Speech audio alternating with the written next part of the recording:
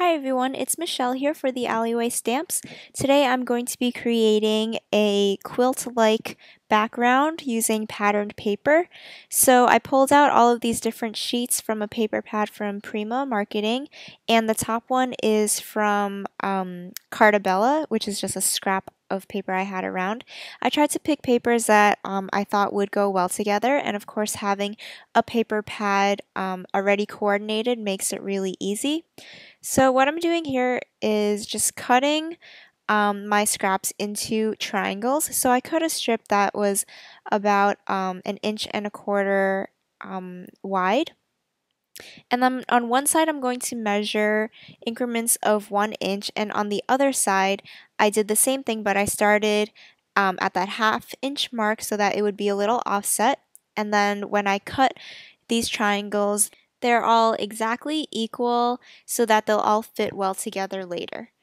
So originally I had planned to make like a patchwork background using all of those different pattern papers that I pulled out earlier. Then I started putting this together with all the triangles I created from that one pattern paper, and I decided I really liked the way it looked with just the one pattern. That's kind of mixed up because it has variations in color on the sheet. So I just went ahead and cut a couple more strips from that scrap, and you'll see I didn't have a full 6x6 paper there, but I still had enough triangles to complete the whole card front. So you really don't need a large piece of paper to do this. You can just go through your scrap basket and pick a pattern paper that you like and really make the most out of those scraps to create a fun new background. So I just went ahead and adhered all of those. I kind of used my grid mat as a guide to keep it all for the most part straight. And when they're all adhered, I just turned it around and trimmed off all of the pieces that were sticking off. And this way we have a perfect background with all of these fun little triangles to create a nice background for the rest of our card.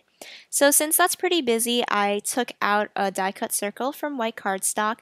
This is about 3 inches in diameter, and I pulled out this mini stamp set from the Alleyway Stamps that has a large image of a moose and also a sentiment that says "Moosing You," which is just really fun and cute. So I'm inking this up with Hero Arts black dye ink, and this is just a really nice dark ink, and I'll be coloring this in with a new set of color pencils that I got. They're Spectrum Noir color pencils, and I have the Marine set here, which has a good selection of blues and browns, so the browns will be perfect for coloring in this moose here. I did a video last week where I showed you some tips for using these color pencils and making them blend really well with the use of an extra product called Gamsol. So I'm just going to really quickly color this in, and if you want to watch the video where I show you the tutorial of how I use Gamsol to create smoother effects, you can go ahead and watch that, and I'll have a link for you up in the top here. I'll also link it to you at the end of my video if you want to watch it later on. So this just came together really quickly, and again, as I mentioned before, I'll be using this product called Gamsol to blend that all together.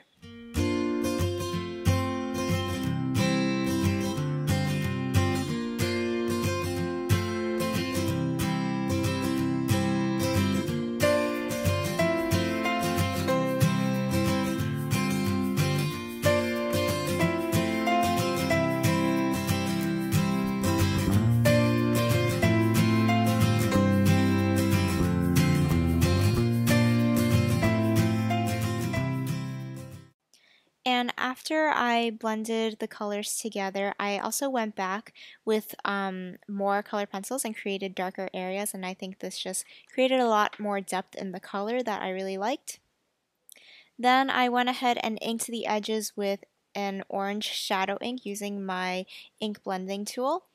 I think this just pulls it into the background more and makes the white stick out a bit, but I thought it was still blending a little too much since there still is a lot of white on that background. So I pulled out one of the pattern papers that I had originally pulled out to create the background that I ended up not using. and I'm going to be die cutting a circle out of this that's slightly larger than the one I have. So right now that one is about 3 1/4, so I'll be cutting a circle out that's like 3 5/8 of an inch. And I'm using this tool by Martha Stewart. This isn't really my favorite circle cutter, to be honest, but I pulled it out because it was easier than setting up my silhouette to cut a circle. So sometimes I just pull whatever's closest, and it ended up working out just fine. And I'm going to go ahead and ink these edges as well with the same orange ink so that it'll match with the inner circle that we have. And again, this will make it pop off from the background a little bit more. So I'll go ahead and adhere the top circle onto this new mat that we've created. Then I pulled out some May Arts twine. I've really been liking this twine lately because I think it just goes with everything and just adds a little more interest. So I want to tie around this circle, but since it doesn't grip very well to round areas, I cut a little notch on either side where I want the string to go, and I just use my ruler to make sure that I'm cutting it in a straight line. And these little notches just create a nice area for the string to stay and not slide around. So I'm just tying a simple bow there, and I'm taping the backs with that washi tape that I used earlier to just hold it in place and make sure the string doesn't get loose.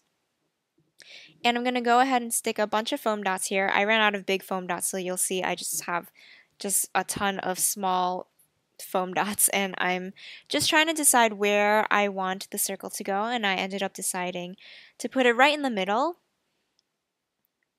And I really like the finished look of the patchwork background I created. This was super easy and a great way to use up a scrap of paper that I had in my stash. So you can just use anything you have and create a nice card out of it and make some use out of your supplies. On screen here I have a couple more videos for you. The first one shows you the more in-depth review and little tips and tricks that I showed for the color pencils I used today. You can also find more information on the supplies I use at the blogs listed below. If you enjoyed this video, make sure to give it a thumbs up and also subscribe to the channels at the top. Thank you so much for watching, and I hope to see you again soon.